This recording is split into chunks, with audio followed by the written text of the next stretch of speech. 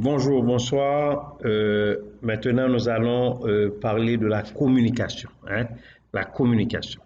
Je dis souvent et je vais continuer à le faire que le secret pour devenir influent consiste à communiquer, savoir communiquer efficacement, hein. Lorsqu'on communique, c'est pas seulement ça, hein, mais la communication, c'est un élément vraiment essentiel. C'est un processus d'échange entre deux personnes, hein. Il y a un émetteur, quelqu'un qui émet, et l'information, et un récepteur, c'est la personne qui reçoit l'information. Mais il y a un élément important. L'information doit avoir une signification. Donc, il y a la communication unidirectionnelle. Là, il n'y a pas vraiment de rétroaction, hein, qui est fréquemment adoptée dans les entreprises, mais c'est lorsqu'on veut transmettre un message qui est simple, hein. Là, on n'a pas besoin de feedback. OK?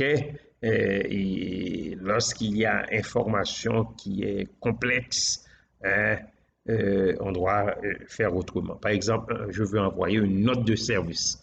Je peux utiliser vraiment la communication unidirectionnelle. La communication bidirectionnelle, c'est un circuit complet parce qu'il y a rétroaction. Je vous parle, vous répondez, vous me répondez, et il y a une sorte d'interaction entre nous.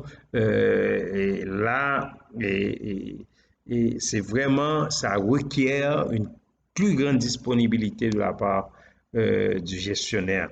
Donc, là, on peut utiliser les deux, mais ça dépend de la situation. Et la communication bidirectionnelle n'est préférable à la communication unidirectionnelle que dans la mesure où le canal retenu pour transmettre l'information est approprié. Je vous donne un exemple. Je suis à un bureau de vous. À chaque fois que vous voulez me parler, vous voulez que ça se passe de façon formelle, je dois vous écrire, vous allez m'écrire, etc. Donc ça, c'est vraiment intenable. OK? Les réseaux de communication qui existent, il y a les réseaux formels, il y a le réseau formel,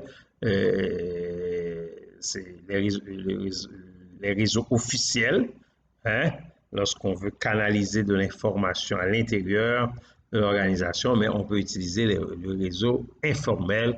C'est une courroie non structurée de communication qui est vraiment essentielle à l'efficience. Donc, et on peut même utiliser le réseau informel pour faciliter la réalisation des tâches, parce que lorsque c'est informel, on a beaucoup plus de latitude, hein.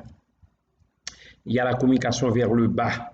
Vers le bas, lorsqu'on transmet de l'information d'un niveau hiérarchique supérieur à un niveau hiérarchique inférieur. Par exemple, je suis votre superviseur, je veux vous transmettre une information, puisque je suis superviseur, ça va venir d'en haut, la ligne est vraiment une ligne verticale, et là, je communique ce que je veux vous dire.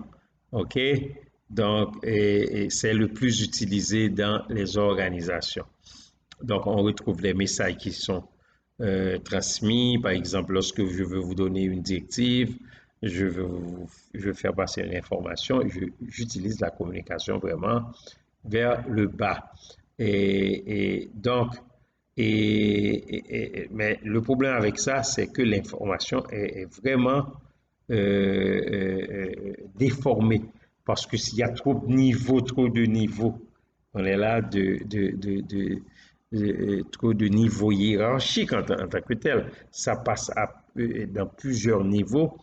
Là, l'information est déformée. Communication vers le haut, ça part du subordonné pour arriver au supérieur hiérarchique. Donc, c'est la même chose.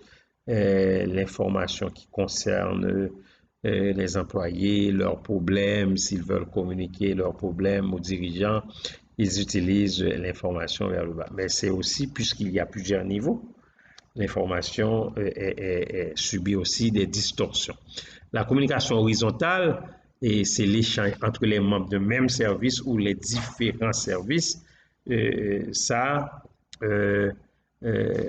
puisqu'on est dans le même niveau hiérarchique, différents services, par exemple, je suis directeur de production, vous êtes directeur des relations humaines, des ressources humaines, etc.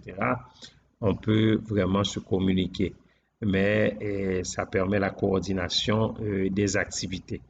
Et, généralement, c'est une information qui est moins filtrée et elle n'a pas à traverser les piliers hiérarchiques parce qu'on est quasiment au même niveau ou dans le même département, mais lorsqu'il y a rivalité, par exemple, s'il y a un poste de directeur général et puis il y a des vice-présidents qui veulent avoir le poste, donc ils vont vraiment, ils ne vont pas donner toutes les formations, ils ne vont pas partager les informations à leurs collègues parce qu'il y a rivalité entre eux.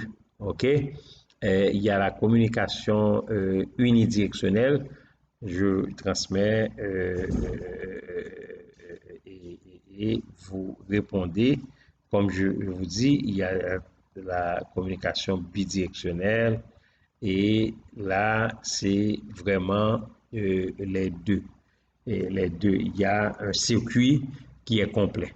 Les moyens de communication qui existent.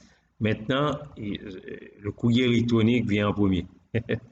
C'est très important. C'est pour cette raison, chers amis, vous devez avoir un courrier électronique parce que c'est même plus important que votre numéro de téléphone parce que ça dure beaucoup plus longtemps.